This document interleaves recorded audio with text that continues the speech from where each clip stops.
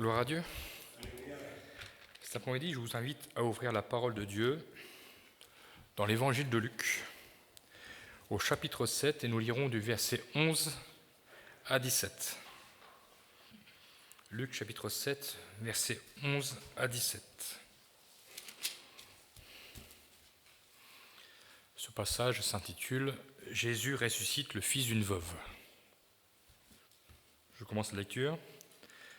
Voilà ce que nous lisons. Le jour suivant, Jésus alla dans une ville appelée Naïn. Ses disciples et une grande foule faisaient route avec lui. Lorsqu'il fut près de la porte de la ville, voici, on portait en terre un mort, fils unique de sa mère qui était veuve. Il y avait avec elle beaucoup de gens de la ville. Le Seigneur l'ayant vue, fut ému de compassion pour elle et lui dit « Ne pleure pas ». Il s'approcha et toucha le cercueil. Ceux qui le portaient s'arrêtèrent.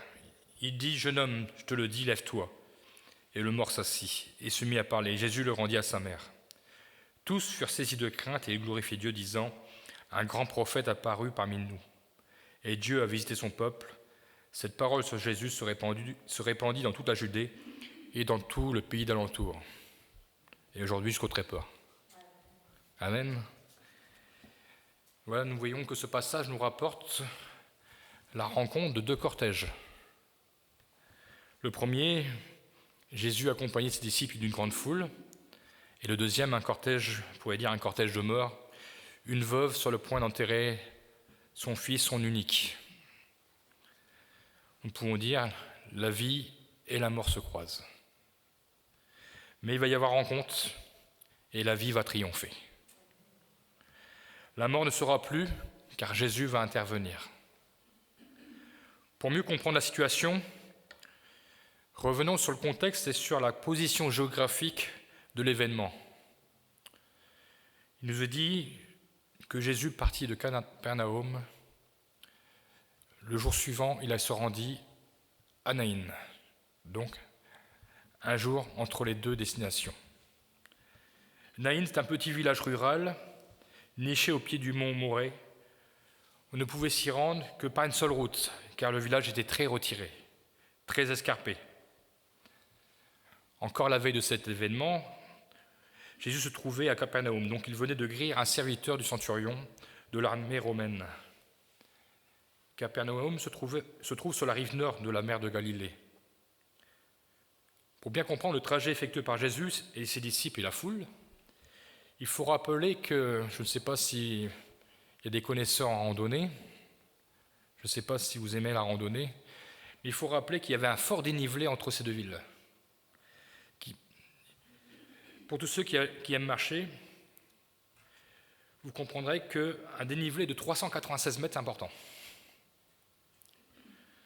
Parce qu'en fait, il y avait déjà 48 km qui séparaient les deux villes. Ils l'ont fait en une journée. Naïn était situé à 213 mètres au-dessous du niveau de la mer. Donc Naïn était plus bas que Naïn était au-dessus. Était situé à 213 mètres au-dessus du niveau de la mer et Capernaum 180 mètres en dessous du niveau de la mer. C'est-à-dire qu'il a fallu monter. Je pense que la route a été difficile. Elle devait être fatigante. Les commentateurs rapportent qu'il fallait au minimum 10 heures pour que ces deux destinations se rejoignent à pied. Bien sûr, ils n'avaient pas de problème de gasoil à l'époque puisqu'ils n'avaient pas de voiture, mais à pied, c'était très difficile. Jésus, rappelons-le, n'était pas seul. Il était suivi par ses disciples et par une foule. Donc tous l'ont suivi. Le voyage avait dû être éprouvant pour tout le monde. Mais Jésus, s'il s'est rendu à Naïn, ce n'était pas un hasard. Il savait pourquoi il le faisait. Il savait qu'il devait y avoir rencontre dans cette ville. Car Jésus, c'est toute chose. Il n'y a jamais de hasard avec Jésus, ni de coïncidence. Jésus savait que lui, la vie devait venir au-devant de la mort, parce que Jésus est la vie. Le cortège qui accompagnait la veuve et pleurait était lui aussi, nous le voyons, considérable. Une grande foule était avec elle. C'est certainement que cette femme était appréciée, aimée, considérée. Cette foule se dirigeait hors de la ville, car c'est hors de la ville qu'on avait l'habitude de mettre en terre les morts. Nous voyons que cette femme, qu'on l'appelle cette veuve, donc on comprend rapidement qu'elle a déjà perdu son mari. Et maintenant, elle perd ce qui lui restait de plus cher, son fils unique. Certainement, cette femme ne comprenait pas pourquoi le malheur était venu sur elle, pourquoi il était venu l'accabler. Peut-être se disait-elle, comme beaucoup, lorsque un malheur nous tombe dessus, « Pourquoi moi ? Qu'ai-je fait pour mériter tel châtiment ?» Et peut-être qu'elle s'est dit « À quoi bon vivre maintenant ?» Il faut noter que dans la culture de l'Ancien Testament, quand un mari est décédé, avant d'avoir atteint un certain âge, on disait que c'était un signe du jugement de Dieu à l'encontre du péché. Nous pouvons le voir notamment avec l'exemple de Naomi, la belle-mère de Ruth. Dans Ruth 1,21, Naomi dira « L'Éternel s'est prononcé contre moi, le Tout-Puissant m'a affligé. » Elle avait perdu son mari, et plus tard elle perdra aussi ses 2 fils. À la mort du mari, le fils unique, le fils héritier, et aussi le droit d'aînesse qui mettait en application, il devait s'occuper de sa mère, afin de subvenir à tous ses besoins. Nous voyons bien que même au-delà de la souffrance physique avec la perte de son fils, il y a une détresse humaine, et même peut-être une détresse spirituelle, et une détresse sociale, parce que comment va-t-elle faire pour maintenant vivre ? Qui va s'occuper d'elle ? Le Seigneur connaissait parfaitement la détresse de cette femme. Il connaissait tout ce que provoquait la perte de ce fils bien-aimé. La réaction de Jésus fut immédiate. Il nous est dit que Jésus fut ému de compassion. La compassion se définit par la capacité de comprendre ce qu'une autre personne vit intérieurement. La compassion, elle applique un sentiment de bienveillance avec la volonté d'aider la personne qui souffre. Quand on est compatissant, on ne juge pas. Quand on est compatissant, on n'accuse personne. Jésus prononcera ces 3 mots à cette veuve. Ne pleure pas. Nous pourrions dire à une personne qui vient de perdre son enfant, ne pleure pas, ce n'est pas très raisonnable. Et nous pourrions dire c'est incompréhensible de dire une telle chose. Parce que c'est tout naturel de pleurer lorsqu'il y a le décès d'un être cher, encore plus quand c'est un fils. Le chagrin est immense, la situation est désespérée. Comment peut-il en être différemment ?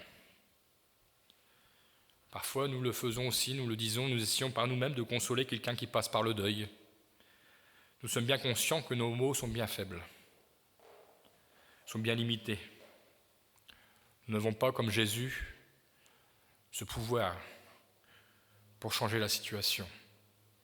Mais ce que nous pouvons dire, nous, lorsqu'une personne passe par le deuil, on peut prier pour cette personne, pour que Jésus touche son cœur, pour que Jésus apaise sa douleur. Ça, nous pouvons le faire. C'est notre façon d'exprimer aussi notre compassion. La compassion va entraîner une action réparatrice.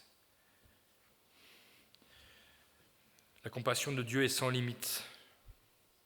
Quand c'est Jésus qui parle, alors la compassion fait place à l'espérance. Tout devient possible. Le Seigneur est ému par la souffrance humaine. Mais il n'est pas comme les humains, il n'est pas inactif, il n'est pas impuissant, il n'est pas simple spectateur de la détresse. Cette parole prononcée par Jésus ne pleure pas. Nous dirons même qu'elle va à l'encontre de la tradition juive. Dans la tradition juive, on ne cherchait pas, lors des deuils, à apaiser la douleur. Au contraire, on faisait tout pour que la raviver. Car à cette époque, on payait des pleureuses professionnelles qui faisaient des grands cris, des grands pleurs, C'est une façon de marquer l'événement. Bon, c'était pas très... Pour monter le moral, je ne pense pas que c'était bon. Mais cela faisait partie du cortège. Jésus, en disant ces paroles, prend le risque d'être désapprouvé par le peuple.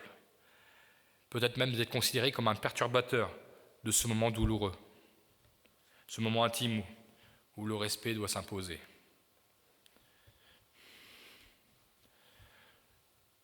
Christ avait pénétré la douleur de cette femme, de cette veuve. Et parce qu'il a pénétré la douleur de cette femme, il va agir. Il va, nous le voyons, s'approcher du cercueil. Il va accomplir ce miracle, ressusciter le jeune homme. Il lui dira, « Jeune homme, je te le dis, lève-toi. » Le Seigneur a stoppé le cortège. Et en touchant le cercueil, va même braver l'interdit. Encore, selon la loi, Nombre 19,16, il nous dit qu'il était interdit d'avoir un quelconque contact avec un mort et tout ce qui le concerne. Ces cortèges qui se déplaçaient dans ces pays, le cercueil était ouvert. Le mort y était couché, enveloppé simplement d'un linceul. Mais là, nous voyons que Jésus ne parle plus à la maman de ce jeune homme. Il s'adresse directement au jeune homme, celui qui est mort. Il s'adresse à lui comme s'il était encore en vie. Mais la parole de Dieu, la parole de Jésus s'accompagne de son autorité. Dans l'original, les mots « lève-toi » est traduit par « réveille-toi »,« éveille-toi » ou encore « mettre sur pied ». Cette parole de Jésus est une parole de renouveau. La parole de Jésus est une parole créatrice. Il est vivant et il n'apporte que la vie. Jésus est venu redonner la vie. Il éradique ce qui a provoqué la douleur de cette mère. À aucun moment, nous ne voyons la maman se manifester, se mettre en travers de ce que Jésus fait ou ce que Jésus dit. Lorsqu'il touche le cercueil, sa mère ne dit rien. Elle a compris qu'elle pouvait faire confiance à Jésus. Je pense que les mots prononcés par Jésus ne pleurent pas.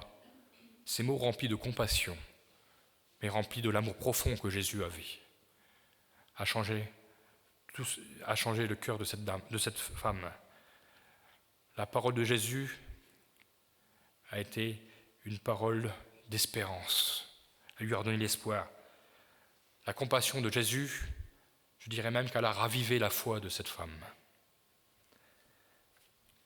Elle assiste, tout comme ces deux foules, à la résurrection donc de ce jeune homme, de son fils. La mort n'est plus, il est vivant. La tristesse laisse la place à l'allégresse. Jésus redonne le fils à sa mère. Nous voyons aussi que cela entraîne une double conséquence. Le Seigneur redonne la vie au fils de cette mère, premièrement, et le Seigneur redonne la vie à cette mère par son fils. Le lien de la famille est rétabli. Toutes choses redeviennent nouvelles. Un nouveau départ.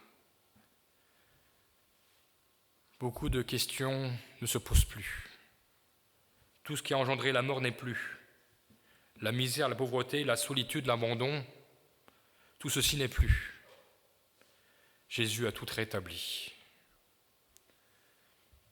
Cet après-midi, Jésus vient encore au-devant de vous, comme il est venu au-devant de ce cortège.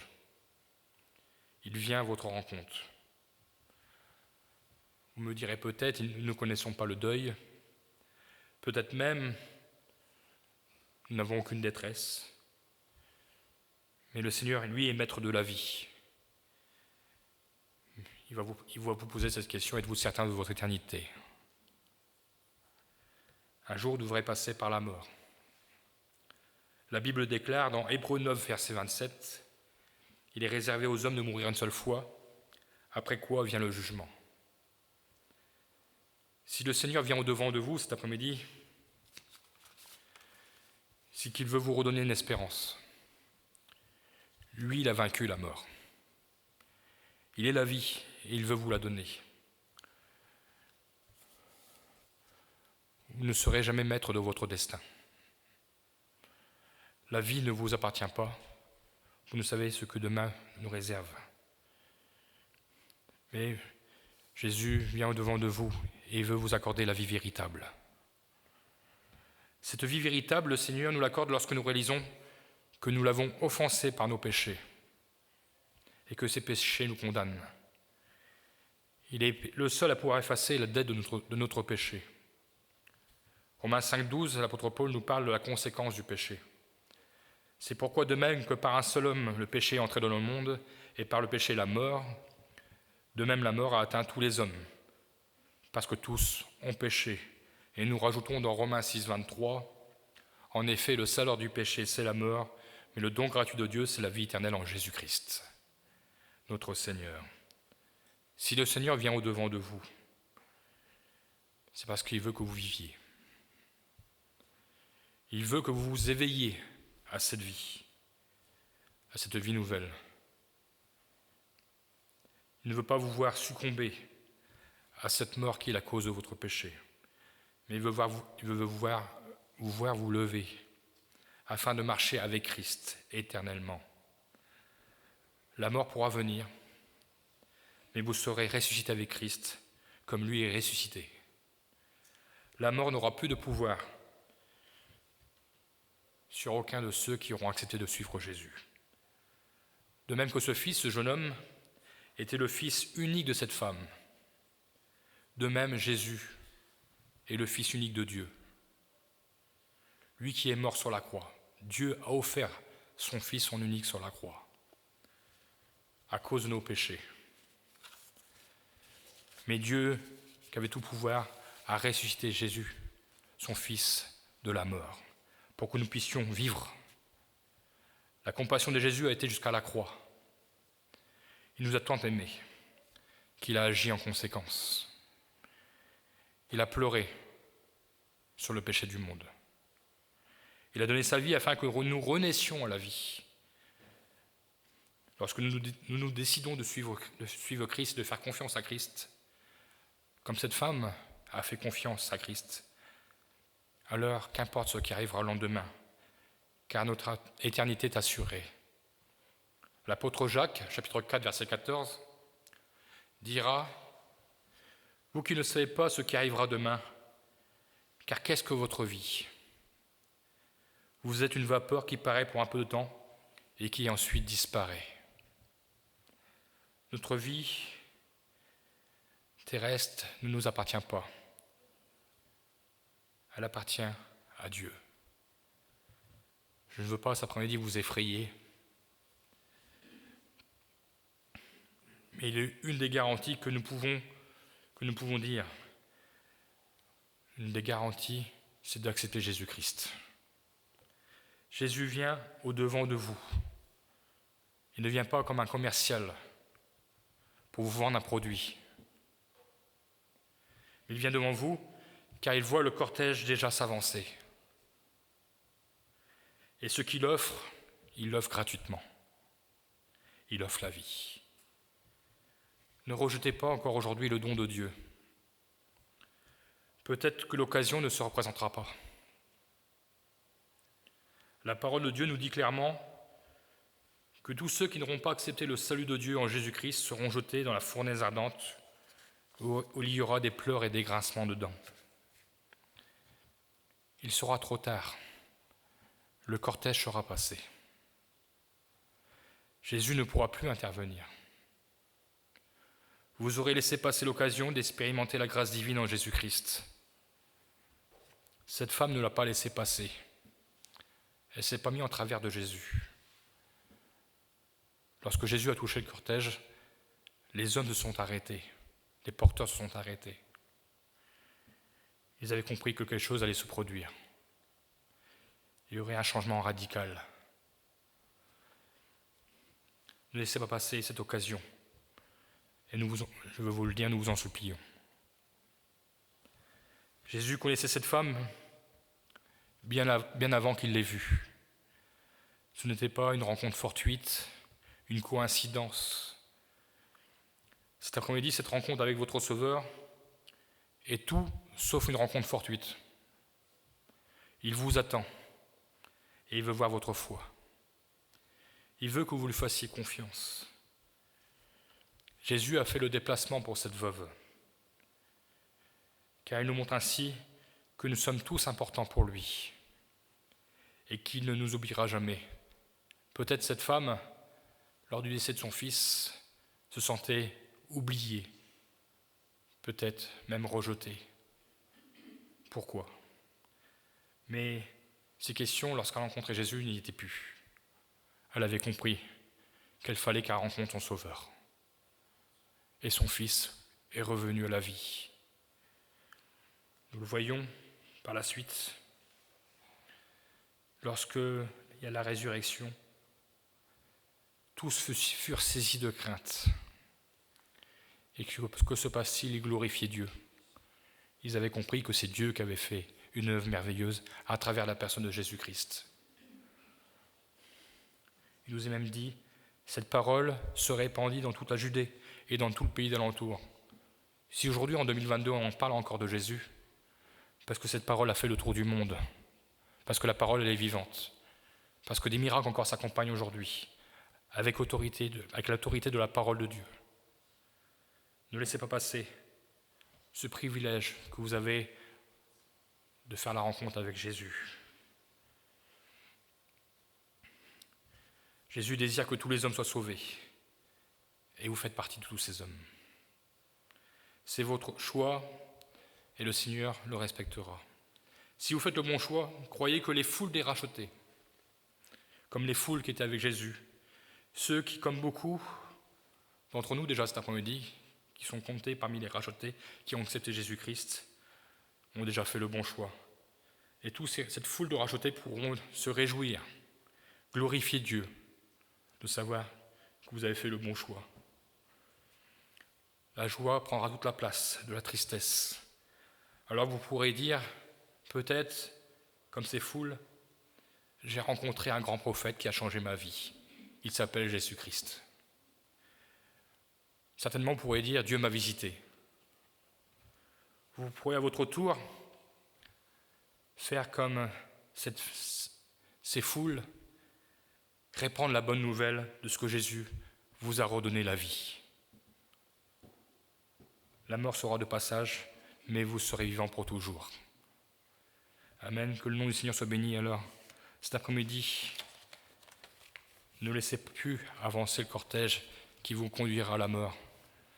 Demandez à Jésus de venir et de l'arrêter sur votre route, qu'il puisse aussi poser la main et qu'il puisse vous redonner pleinement la vie, vous ressusciter et vous laver de tout votre péché, qui ouvre la porte à une vie nouvelle, une vie glorieuse.